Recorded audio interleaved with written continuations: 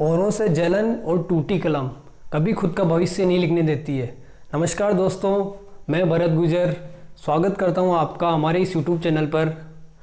आज हम कल एक वीडियो बना लिया था, उसके अंदर अपन ने पढ़ लिए थे 1 से 8 तक क्वेश्चन। आज अपन बाकी जितने क्वेश्चन बचे हुए हैं रीड 2018 मैथ्स के वो करेंगे। देखो ये क्वेश्चन है, एक टीवी विक्रेता ने रुपए 9,600 की दर से 2 टीवी बेचे। उनमें से एक टीवी पर 20% लाभ व दूसरे टीवी पर 20% हानि होती है, तो पूरे सौदे में कितने प्रतिशत लाभ अथवा हानि हुई। देखो ऐसे क्वेश्चन आते हैं, ज़्यादा बड़े होते नहीं है, क्वेश्चन के तरीके समझ में आ जाने चाहिए अपने को। मैं आपको इसको दोनों तरीके से कराऊंगा, बेसिक से भी कराऊंगा और जैसे शॉर्ट मेथड होता है, ट्रिक जिसको बोलते हैं अपन, उससे भी कराऊंगा। एक बार समझना आप इस क्वेश्चन को कि हैंडल कैसे होते हैं। अपने को बेसिक आना भी जरूरी है क्योंकि बिना बेसिक के अपन अधूरे हैं। तो देखो सबसे पहले एक टीवी विक्रेता ने 9600 की दर से 2 टीवी बेचे। बेचे मतलब ये दे रखा है आपको विक्रय मूल्य। क्या दे रखा है? विक्रय मूल्य। ठीक है, उनमें से एक टीवी पर 20% लाभ और सेकंड टीवी पर 20% हानि होती है। मतलब विक्रय मूल्य दे रखा है आपको, तो क्रय मूल्य इंटू 20% लाभ पहली वस्तु पे, या ले लो आप फर्स्ट वस्तु और ये ले लो आप सेकंड वस्तु। ठीक है, क्रय मूल्य इंटू 20% लाभ, तो मैं डायरेक्ट लिख रहा हूं 120/100 लिख सकते हैं, बराबर कितना दे रखा है? विक्रय मूल्य। ठीक है, क्रय मूल्य का 20% ही तो विक्रय मूल्य है, ये बोल रहा है ना बस। और यहां 20% हानि है तो सेम चीज लिख देंगे, क्रय मूल्य इंटू 80/100 बराबर 9600। ठीक है, अब देखो यहां से क्रय मूल्य निकाल लो, विक्रय मूल्य तो है अपने पास ऑलरेडी, क्रय मूल्य निकाल लो। क्रय मूल्य काट दो, इसको 0 से 0 कट जाएगा और इसको ले जाओ उधर, 9600 इंटू ऊपर जाएगा तो 10 बटेवा ये नीचे आएगा तो 12। ठीक है, ये कट जाएगा आपका 8 बार, तो ये हो गया आपका 8000 रुपये पहली वस्तु पे। पहली वस्तु का क्रय मूल्य कितना था? 8000 रुपये। दूसरी वस्तु का क्रय मूल्य निकालते हैं। क्रय मूल्य बराबर 9600 इंटू 100, ये ऊपर चला जाएगा क्रॉस मल्टीप्लिकेशन में और ये 80 नीचे आ जाएगा आपका। 0 से 0 काट दो, ये कट जाएगा आपका 12 बार, ये हो जाएगा आपका 12000 रुपये। मतलब दूसरी वस्तु का क्रय मूल्य तो 12000 रुपये, पहली वस्तु का क्रय मूल्य कितना? 8000 रुपये। मैं बात करूं टोटल क्रय मूल्य की, टोटल क्रय मूल्य, टोटल क्रय मूल्य 8000 प्लस 12000 कितना हो गया? 20000। ये 20000 रुपये टोटल क्रय मूल्य है। ठीक है, अच्छा टोटल विक्रय मूल्य कितना है? टोटल विक्रय मूल्य वो है अपने पास 9600 प्लस 9600 कितना हो गया? 19200 रुपये। सही बात है ना? 9600 600 600 19200 रुपये। ठीक है, अच्छा ये क्रय मूल्य ये विक्रय मूल्य है। बताओ लाभ हानि हुई, लाभ हुई कि हानि हुई? हानि। तो हानि कितने की हुई? हानि हो गई आपके पास 20000 में खरीदा था, 19200 में ही बेच दिया। हानि हो गई आपके पास 800 रुपये की। कितने रुपए की? 800 रुपये की। लेकिन अपने को प्रतिशत में पूछा है, कितने प्रतिशत लाभ तो हानि हुई। हानि अगर नॉर्मल पूछता तो 800 रुपये थी, लेकिन वो नहीं पूछा आपसे, आपसे हानि प्रतिशत पूछा है। तो हानि प्रतिशत का फॉर्मूला सबको पता ही है, हानि प्रतिशत बराबर हानि बटा क्रय मूल्य इंटू 100। हानि मतलब कितना? 800, क्रय मूल्य कितना? 20000 इंटू 800 बटा 20000 इंटू 100। देखो 2 0 से 2 0 कट जाएंगे, ये 2 0 से 2 0 कट जाएंगे, 2 चौका 8, मतलब 4%। 4% हानि हुई है आपकी, ये आपका आंसर है। ठीक है, तो क्वेश्चन में कुछ था नहीं, पहली वस्तु का क्रय मूल्य निकाल लिया, दूसरी वस्तु का क्रय मूल्य निकाल लिया, दोनों का विक्रय मूल्य निकाल लिया, हानि निकाल ली। हानि के बाद में क्या है? हानि प्रतिशत का फॉर्मूला लगा दिया। हानि प्रतिशत के फॉर्मूले में से हानि हुई 800 रुपये की, बटेवा क्रय मूल्य 20000 रुपये इंटू 100 किया, 4% हानि आ गई। ये तो हो गया बेसिक तरीका आपका। उसके बाद देखो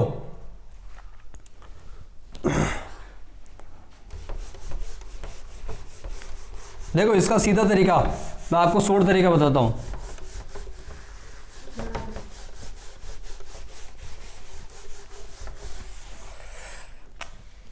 देखो अब अपने को हानि प्रतिशत का एक फॉर्मूला पढ़ाया जाता है हर कोचिंग में, किताबों में कहीं ना कहीं मिलता ही होगा आपको, x² बटा 100।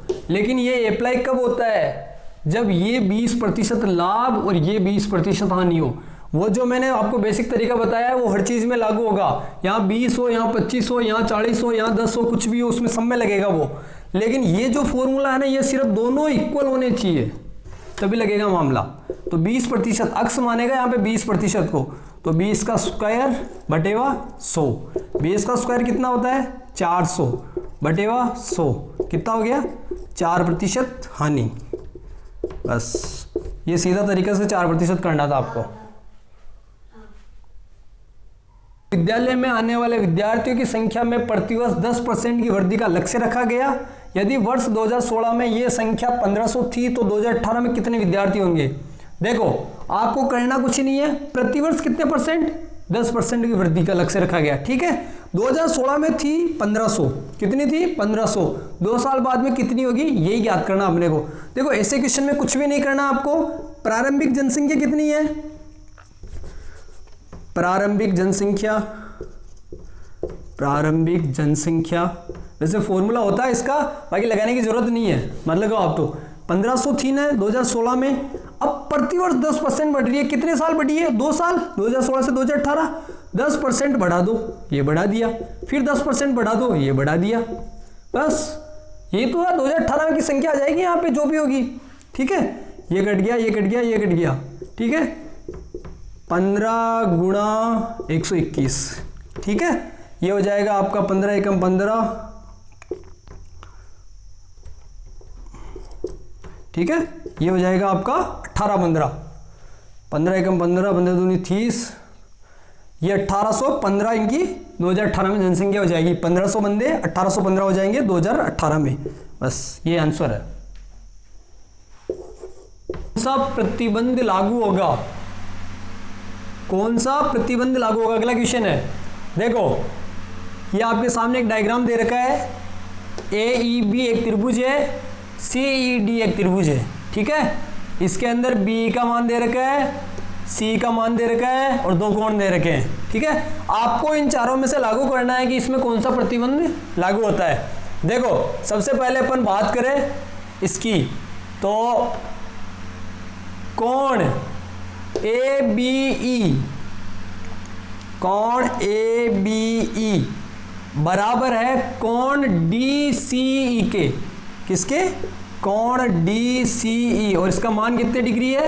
75 डिग्री। बराबर है ना? कोण ABE और कोण DCE, जो बीच वाला एंगल होता है वही कोण होता है।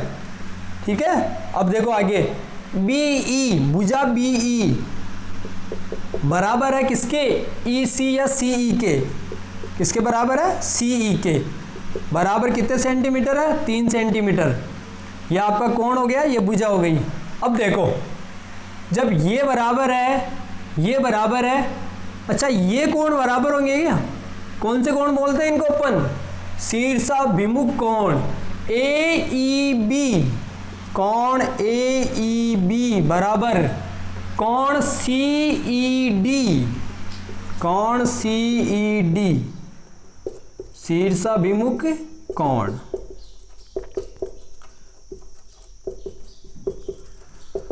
शीर्षाभिमुख कोण, तो 2 कोण और 1 भुजा। 2 कोण और 1 भुजा कौन से ऑप्शन में? ऑप्शन नंबर, ये सर्वांगसम हो गया है। त्रिभुज AEB, सॉरी BEA, एक ही बात, BEA सर्वांगसम त्रिभुज CED, ये आपका प्रतिबंध संतुष्ट हो गया। और इसमें लगेगा आपके ये आपका कोण, ये भुजा, ये फिर शीर्षाभिमुख कोण, तो कोण भुजा कोण, कोण भुजा कोण, ऑप्शन नंबर D।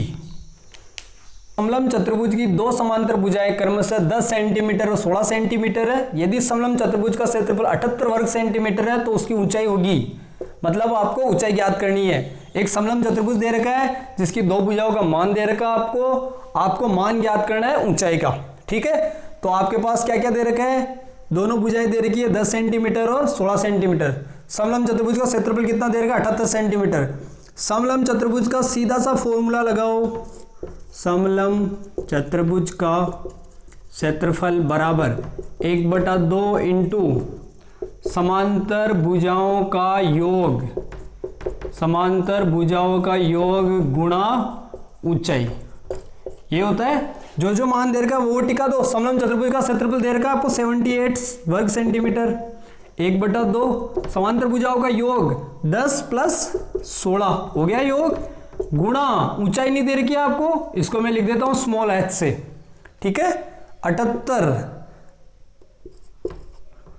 बराबर 1/2 इंटू कितना हो गया 26 गुणा h, कट जाएगा 13 बार, 2 एकम 2, 2 तिया 6, तो 78 इसको ले आओ नीचे आ जाएगा, 78/13 बराबर h, कितनी बार कट जाएगा 6 बार, तो कितना आ गया ऊंचाई का मान? ऊंचाई का मान आ गया आपके पास 6 सेंटीमीटर। कितने सेंटीमीटर? 6 सेंटीमीटर। सीधे सीधे क्वेश्चन है, आराम से हो जाएंगे तरीके से पढ़ोगे तो। क्वेश्चन है 56 सेंटीमीटर व्यास वाले किसी वृत्त के आधे भाग की परिधि क्या होगी? कौन सा क्वेश्चन? 56 सेंटीमीटर व्यास वाले किसी वृत्त के आधे भाग की परिधि क्या होगी? सबसे पहले तो वृत्त की परिधि की बात करें तो कौन सी होती है? यही होती है ना, यही होती है पूरी परिधि। इसके भी आधे भाग की चाहिए अपने को, ठीक है। तो वृत्त की परिधि का फॉर्मूला सबको पता ही है। वृत्त की परिधि या परिमाप भी बोल देते 2πr, ठीक है। इसका आधा चाहिए, आधा मतलब 2 का भाग लगा दो, आधा हो जाएगा, तो क्या बच गया अपने पास? πr। πr का मान होगा अपने 56 सेंटीमीटर व्यास है, ठीक है। व्यास कितना है? 56 सेंटीमीटर। तो त्रिज्या कितनी हो जाएगी? त्रिज्या होती है आपकी व्यास की आधी, त्रिज्या होती है व्यास बटेवा 2, तो 56/2, 2 दूनी 4, 2 तिया 6, कितनी हो गई? 23 सेंटीमीटर। यह आपकी त्रिज्या हो गई। त्रिज्या आ गई तो पाई का मान अपने को सबको पता है 22/7 होता है, तो निकाल दो 22/7, सॉरी ये हो जाएगी आपके 28 सेंटीमीटर। 2 दूनी 4, 2 8 16, 28, 7 चौक 28, 4 दूनी 8 और 4 दूनी 8 सेंटीमीटर, ठीक है। ये हो जाएगी आपकी अर्ध भाग की परिधि, आधे भाग की परिधि, ठीक है। Option number C. क्वेश्चन है यदि दो घनों के आयतनों का अनुपात 27:64 है तो उनके पृष्ठों के क्षेत्रफलों का अनुपात ज्ञात करना है, ठीक है। तो ऐसे जब भी क्वेश्चन आ जाए ना, आयतन, क्षेत्रफल और भुजा, तीनों चीजों के बारे में बताऊंगा मैं आपको। आयतन आ जाए तो a³ अनुपात b³ होता है, जो कि लिखा हुआ है, ठीक है। क्षेत्रफल आ जाए आयतनों का अनुपात, ठीक है, क्षेत्रफलों का अनुपात, क्षेत्रफलों का अनुपात होता है 6 गुणा भुजा स्क्वायर। इसका फॉर्मूला होता है 6 से 6 तो वैसे कट जाता है a² b², ठीक है। और आपको जब भुजा याद करनी हो तो a अनुपात b, ठीक है। यही सीधा सा फॉर्मूला है, कोई लोड वाली बात नहीं है इसमें भी। ये आयतन है, आयतन दे रखा आपको 27:64। अच्छा ये किसका है 27:64? 3:4 का स्क्वायर है, सॉरी 4 का क्यूब है, तो इसका स्क्वायर कर दो, 3 3 का 9 और 4 चौक 16, ठीक है। तो 9:16 यही आपका आंसर है। क्षेत्रफलों का अनुपात पूछा आपको तो इसका स्क्वायर कर देना, ठीक है। यहाँ पे स्क्वायर होता है, और अगर क्षेत्रफल आपको ये क्षेत्रफल देके अगर आयतनों का अनुपात पूछे, आयतन का अनुपात पूछे, तो फिर आपको ये क्यूब करना था। तो तीनों चीजें समझ में आ गई होगी मेरे हिसाब से, तो आपको कोई दिक्कत नहीं आएगी। भुजा पूछे तो सिंपल वे में निकाल दो, अगर क्षेत्रफल पूछे तो स्क्वायर कर दो, और आयतन पूछे तो क्यूब कर दो। एक बेलनाकार खंबे के वक्र पृष्ठ का क्षेत्रफल 264 वर्ग मीटर है, वह इसका आयतन 1850 घन मीटर है, तो खंबे की ऊंचाई ज्ञात करो। देखो बेलनाकार खंबा है और बेलन का वक्र पृष्ठ क्षेत्रफल दे रखा है और इसका आयतन दे रखा है आपको। तो सबसे पहले बात करेंगे अपन, देखो इनमें कोई तरीके, कोई शॉर्ट ट्रिक वॉट ट्रिक नहीं लगेगी, सारे के सारे क्वेश्चन ऐसे कैसे होने हैं ये फॉर्मूलों से ही। बेलन का वक्र पृष्ठ क्षेत्रफल, बेलन का वक्र पृष्ठीय क्षेत्रफल, इसका फॉर्मूला होता है 2πr/h। ठीक है, इसका मान दे रखा है आपको कितने वर्ग मीटर, 264 वर्ग मीटर। तो यहाँ से जो जो दे रखा है उसका मान निकाल लो आप। ठीक है, इसको ले जाओ उधर, पाई को भी चेंज कर दो, 2 × 22/7 × r × h बराबर 264। ये उधर जाएगा, RH रख दो इधर बस, 264, 7 ऊपर चला जाएगा, 22 और 2 दोनों नीचे आ जाएंगे तो कट जाएगा ये। 22 एकम 22, बच गए 4, 22 दूनी 44, ये कट जाएगा 6 बार। तो आपके पास h का मान जैसे मैं निकालना चाहूँ यहाँ से, तो h का मान आ जाएगा मेरे पास 42/r। ठीक है, और r का मान निकालना चाहूँ तो 42/h। ठीक है, ये अपने पास अभी मान आया नहीं है एग्जैक्ट, अभी इसको लेके चलना है। आयतन, बेलन का आयतन क्या होता है, बेलन का आयतन होता है πr²h। क्या होता है, πr²h। पाई का मान 22/7। ठीक है, r² और h का मान ले लो यहाँ से 42/r। तो एक r से एक r कट जाएगा, ये इससे कट जाएगा, अच्छा ठीक है, एक r से एक r कट गया। यहाँ क्या बचा है, 6 एकम 6, 6 दूनी 12, 132 × r बराबर कितना दे रखा है इसका आयतन, 1848। बस r का मान निकाल लो यहाँ से, 1848/132। इसको काटो, 132 × r बराबर 1848। तो r का मान आ जाएगा आपके पास यहाँ पे 1848/132। काट दो इसको, 6 दूनी 12, 6 दूनी 12, 6 त्रिक 18 और 4 × 48, ये कट जाएगा आपका 22 से, 22 एकम 22, 22 एकम 22 और 22 चौक 88। आर का मान कितना हो गया, 14 सेंटीमीटर। अब अपने पास आर का मान आ गया, एच का मान निकाल लेते हैं, फिर तो अपने पास अब मामला बैठ जाएगा। यहाँ रख दो आर का मान, एच का मान आ जाएगा आपके पास। तो एच बराबर 42/14 कट जाएगा ये, 7 दूनी 14, 7 छंग 42। ठीक है, 2 तिया 6। एच का मान कितना आ गया, 3 सेंटीमीटर। वो यही अपने को निकालना था। खंबे की ऊंचाई निकाल, वर्ग मीटर में आ रहा है क्या सारा मामला, अच्छा सॉरी, ये आएगा मीटर में, ये आएगा मीटर में। ठीक है, तो एच का मान आ गया आपके पास 3 मीटर। तो ये पूरा बेसिक से ही होगा, आप इसको सीधे शॉर्ट तरीके से करना चाहो तो नहीं होगा ये। ठीक है, तो एक बार पहले सोच लेना। सबसे पहले क्या किया अपन ने, 2πrh निकाला। 2πrh मतलब वक्र पृष्ठीय क्षेत्रफल से अपने को यहाँ पे h का मान निकाला अपन ने। h के मान से अपन फिर आयतन निकाला, आयतन से अपन ने r का मान निकाला। r आई अपने पास 14 को अपन ने इस वाले मान में रखा, तब जाके अपने पास h आया है। ठीक है, अगला क्वेश्चन है, ये आपके पास एक पाई चार्ट दिया हुआ है। ठीक है, सीमा के सभी अंकों का योग, मतलब ये जो डिग्री में मान दे रखा है ना, इसका जो मान है ना एग्जैक्ट वो है 480। ठीक है, सीमा ने सभी अंकों का योग है 480 जो प्राप्त किए उसने। तो इसमें 2 क्वेश्चन बने हुए हैं, सीमा ने गणित में कितने अंक प्राप्त किए और सीमा ने हिंदी में अंग्रेजी की तुलना में कितने अंक प्राप्त किए, कितने अंक अधिक प्राप्त किए। अच्छा एक बात बताओ, ऐसे क्वेश्चन 2 टाइप से बनते हैं, एक तो डिग्री में बनता है, एक परसेंटेज में बनता है। कभी कभार यहाँ प्रतिशत आता है, भाई ये 10%, 20% ऐसे बांटा हुआ होता है, और यहाँ पूरा टोटल दिया हुआ होता है, या फिर किसी एक का मान देख के टोटल पूछ लिया जाता है। ठीक है, तो एक बात बताओ, ये टोटल कितने डिग्री होगा, 360 डिग्री होगा ना।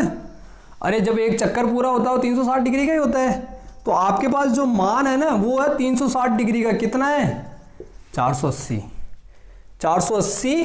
अंक। 360 डिग्री का मान है आपके पास 480 अंक। तो मेरे को चाहिए 1 डिग्री का, जैसे तो 1 डिग्री का मतलब 480/360 कर सकता हूँ क्या, बिल्कुल कर सकता हूँ, 4 × 48 और ये कितना हो जाएगा 4/2 चौका 8 2 3 अच्छा 4/3। 1 डिग्री का मान कितना आ गया मेरे पास 4/3।